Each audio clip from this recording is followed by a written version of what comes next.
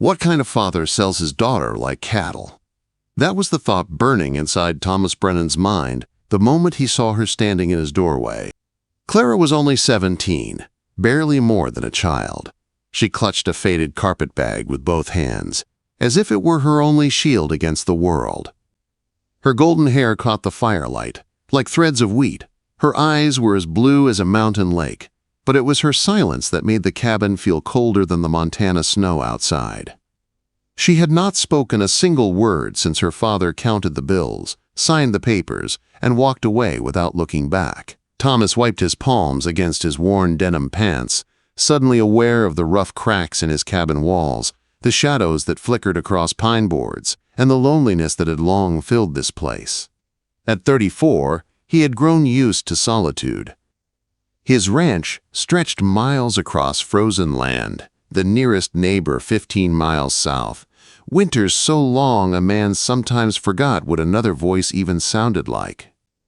He had sent for a wife through the matrimonial papers, expecting a widow, maybe a woman nearer his own age, someone who knew how to survive the harsh life of the frontier. But what he got was Clara, a frightened girl who looked at him as though he were another wolf waiting to devour her. "You hungry?" Thomas asked, his voice rougher than he meant. Clara's eyes flicked toward him, then away again, settling on the fireplace where embers glowed faintly. She shook her head, just once. The marriage contract crinkled in Thomas's shirt pocket, legal by the law of the Montana Territory, signed and sealed.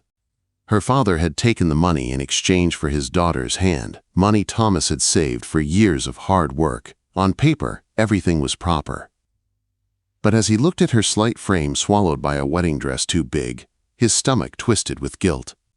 He had dreamed of filling this cabin with warmth, laughter, the sounds of children running barefoot on wooden floors. Now silence filled every corner, so heavy it pressed against his chest. "The spare room's yours," Thomas finally said, pointing down the hall. "Lock works from the inside." For the first time since she arrived, Clara looked directly at him. Something flickered in her eyes. Surprise, maybe even a touch of relief. She clutched her bag tighter and nodded. Outside, the wind howled through pine branches, and snow began to fall in heavy flakes. Winter was coming early this year, and soon they would be trapped together in ways neither of them had ever imagined. Days passed in a careful rhythm. Thomas rose before dawn to tend his cattle, fighting bitter winds that froze a man's breath in his beard. He came home to find Clara moving quietly through the kitchen, cooking simple meals and cleaning as if her life depended on it. But she never spoke, never looked him in the eyes longer than a moment. On the fourth morning, Thomas walked into the kitchen and froze. Clara stood barefoot at the window, her thin cotton nightgown no match for the Montana cold. Frost traced wild patterns on the glass, and her lips were tinged blue. "Jesus, girl, you'll catch your death," he muttered, rushing for the wool blanket draped over the couch. He wrapped it around her shoulders, careful not to startle her. She flinched at his touch, but didn't pull away. "Clara," he said softly, waiting until she looked up at him. "This ain't right. None of this is right." Her eyes widened, fear flickering like candlelight. Did she think he meant to send her back? Back to the father who had sold her like livestock. "I know what that paper says," Thomas went on, his voice breaking with something he hadn't felt in years. "But you're still a child. I ain't the kind of man who will take what ain't freely given. Nothing has to happen here that you don't want." Nothing. Clara's small hands clutched the edge of the blanket. For a long moment she said nothing, then finally whispered, her voice trembling. "Papa said you'd expect certain things. Said it was my duty now." The words struck Thomas like a punch to the gut. He pictured her father's empty eyes, his greedy hands counting Thomas's hard-earned money, and rage rose in his chest. "Your papa was wrong," Thomas said firmly, stepping back to give her space. "You're safe here. That's all that matters." For the first time, he saw the wall around her begin to crack. Her eyes softened, filling with tears she tried to hide. She pulled the blanket closer around her small frame and nodded. Relief washed through him, but before he could say more, the sound of hoofbeats cut through the morning silence. Thomas's blood ran cold. Riders. 4 of them, coming fast. He moved to the window, heart pounding. Outside, men on horseback approached the cabin. The lead rider carried authority in the way he sat tall in the saddle, a silver badge gleaming on his coat, a territorial marshal. Behind him rode 3 others, faces hard as stone. Thomas recognized one instantly, William Hayes, Clara's uncle. The other 2 were hired guns with dead eyes and twitching hands that hovered near their holsters. The marshal dismounted, boots crunching against frozen ground, and knocked hard on the door. The sound thundered through the cabin, rattling every nail. Thomas reached up, his fingers brushing the rifle mounted above the fireplace. Clara pressed herself against the kitchen wall, the blanket wrapped around her trembling shoulders like armor. "Open up, Brennan," the marshal's voice called, cold and commanding. "Official business," Thomas's jaw clenched as he lifted the latch. He stepped out onto the porch, the bitter air biting into his lungs. 4 men faced him. Clara's uncle sneered, his lips curled with cruel satisfaction. The hired guns shifted like wolves ready to strike. The marshal's expression was calm, but his words carried weight. "Complaint was filed yesterday. Says you're harboring a minor against her family's wishes. That so?" Quote. Thomas kept his voice steady, though ice filled his veins. "Might want to check your paperwork, Marshal. Girl's my lawful wife. Married proper, with her father's blessing." Hayes spat tobacco into the snow and snarled. "That marriage ain't legal. Girl was coerced. We got witnesses say you forced her into it." Thomas's stomach dropped. He saw the trap now. They meant to drag him to court, lock him away, and take Clara back. By the time he cleared his name, she would be lost forever. And then he heard the soft creak of the cabin floorboards behind him. Clara stepped into the doorway, still wrapped in the blanket, her face pale but her voice steady. "Uncle William," she said, "I wondered when you'd come." The snow swirled between them, the air heavy with danger. Thomas realized in that instant they were standing on the edge of something that could change both of their lives forever. The porch fell into silence. The wind whipped snowflakes between the cabin and the men on horseback, each one sparkling like shards of glass. Clara stood barefoot beside Thomas, the wool blanket tight around her shoulders, her blue eyes locked on her uncle. Marshal Garrett shifted in his saddle, his badge glinting in the pale light. "Miss Hayes, you need to come with us," he said in a steady voice. "There have been allegations about your situation here. We can't ignore them." Clara's gaze flicked to Thomas, then back to the marshal. Her voice, though quiet, carried across the clearing protection. She repeated, her laugh sharp and bitter. "Is that what Uncle William called it?" William's jaw tightened. "Don't listen to her lies." "She's confused. Girl doesn't know what she's saying." But Clara didn't falter. Her chin lifted, and with each word her voice grew stronger. "When Papa first talked about this arrangement, Uncle William told him I was too pretty to waste on a poor cowboy. He said he knew men in Denver who'd pay 3 times as much, men who wouldn't bother with marriage papers." The hired guns shifted uncomfortably, glancing at one another. Even the cold mountain air seemed to thicken under the weight of her words. Marshal Garrett narrowed his eyes. "That's a serious accusation, Miss Hayes." Clara reached into the pocket of her gown and pulled out a folded letter. Her fingers trembled, but her resolve didn't break. "Uncle William wrote this to Papa. He kept it because he couldn't read. Asked me to read it for him later. But I never did." Quote. Garrett unfolded the paper slowly. His weathered face hardened as his eyes moved over the words. When he looked up, there was no mistaking the shift in his tone. "This letter describes illegal arrangements, dealings with establishments we've been watching in Denver for months. William Hayes, you got an explanation." William lunged forward, his face twisting with desperation. "She wrote that herself. She's lying to save her own skin." Garrett's eyes flashed cold. "Handwriting matches other samples of yours we've seen. And the details are too exact. You've been caught, Hayes." For the first time since Thomas had opened the door, he felt the weight in his chest begin to ease. The lawman wasn't blind. He saw the truth for what it was.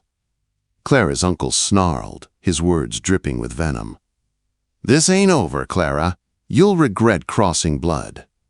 But Clara didn't flinch. Her voice rang clear and final. "Papa's dead, Uncle William. He drank himself into the grave 3 days after you left with Thomas's money. There's no blood left for me to betray." The words struck harder than any bullet. William's face paled, rage and fear twisting together as Garrett stepped forward with iron shackles. "You're under arrest for conspiracy and attempted trafficking," the marshal declared. He turned to the hired guns. "And you two, if you've got any sense, you'll ride out while you still can." The men hesitated only a second before scrambling back onto their horses, spurring them hard toward the valley. Snow kicked up in their wake as they disappeared into the pines, leaving William alone to face justice.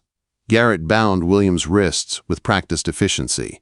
The outlaws' protests echoed across the clearing, but they carried no weight now. The truth had been spoken, and it could not be taken back. As the marshal led the disgraced uncle away, Thomas felt Clara's small hand brush against his arm. Her touch was gentle, but full of meaning. He looked down at her, and in her eyes he no longer saw the silent, frightened girl who had arrived at his cabin days ago. He saw a survivor, a young woman who had chosen to stand her ground in the face of the man who'd tried to sell her soul. Snow kept falling, blanketing the world in white silence as the lawmen rode off with their prisoner. For the first time since she had stepped into his life, Thomas felt something bloom in the frozen air. Hope. Clara turned to him, her lips trembling into the smallest of smiles. "You've been kinder to me than any man in my family ever was," she whispered. Thomas swallowed hard, the ache in his chest both heavy and light. They were not out of danger yet, but he knew one thing for certain. Whatever storms came next, they would face them side by side. The cabin was quiet again once the riders vanished into the snow. The fire crackled softly, shadows dancing across the pine walls. Thomas shut the door and leaned his rifle back above the fireplace. His hands trembled slightly, not from the cold but from the storm that had just passed. Clara still stood near the door, the wool blanket wrapped around her shoulders like a shield. Her bare feet pressed against the wooden floor, yet she looked steadier than she had since the day she arrived. Thomas broke the silence. "Why didn't you tell me sooner?" "About your father. About that letter." Clara turned her face toward the firelight, her golden hair catching its glow. When she finally spoke, her words were clear, no longer the whispers of a frightened girl. "Because I needed to know what kind of man you were. If you were like them. If you would use me, or protect me." She looked up at him, her eyes steady. Now I know the words cut deep into Thomas, not with pain, but with something he had not felt in years, a fierce sense of purpose. He had expected a wife to share chores, to fight loneliness, maybe to give him children. He had not expected to become a shield for a girl who had already seen more cruelty than most women twice her age. "You don't owe me anything, Clara," he said softly. "Not your duty, not your silence. This house is yours as much as it's mine. What you give by choice." Her lips curved into a fragile smile, the first true smile he'd seen on her face. She pulled the blanket tighter and stepped toward him. "Then my choice is to stay." Something shifted between them in that moment. Not love, not yet. It was too soon for that. But trust. The first brick in something stronger than either of them had ever known. The weeks that followed were harsh. Snow piled against the cabin walls, the wind howled across the empty plains, and the cold clawed its way under every door. But inside, the cabin grew warmer. Clara began to hum softly as she worked in the kitchen. She mended Thomas's shirts by the fire and laughed once when he burned a biscuit black. That laugh was like sunlight after a storm, and Thomas realized he would do anything to hear it again. Little by little, the silence that had weighed so heavily on them began to fade. Clara asked questions about the ranch, about cattle, about how to ride. Thomas taught her patiently, never rushing, never demanding. He watched her confidence grow like a flame that refused to die. By spring, the cabin no longer felt empty. It felt alive. Years passed. The land tested them with droughts and long winters, but they endured together. Clara grew from a girl into a woman, her strength carved from the same wild earth as the mountains that surrounded them. She was no longer the trembling child who had arrived at his door. She was his partner, his equal. And one day, when Clara was 25, the sound of a child's laughter filled the cabin, their daughter running barefoot across the same wooden floors where Clara had once stood silent and afraid. That night, as Thomas sat by the fire, Clara rested her head against his shoulder. "Do you know when I truly began to love you?" she asked softly. Thomas shook his head, his rough hand covering hers. "It wasn't the day Papa sold me, or the day you promised I was safe," she whispered. "It was the day you gave me the choice to be more than what others decided for me. You didn't buy me, Thomas. You freed me."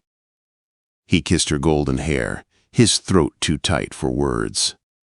Outside their window, snow began to fall again, covering the Montana wilderness in a blanket of white. Clean, untouched, endless with possibility. Inside, the fire burned warm, and in that cabin built from his dreams, Thomas finally had what he'd longed for, not just a wife, but a family. And Clara, once sold and broken, had found the one thing she thought she'd never have again, her freedom and the love that grew from it.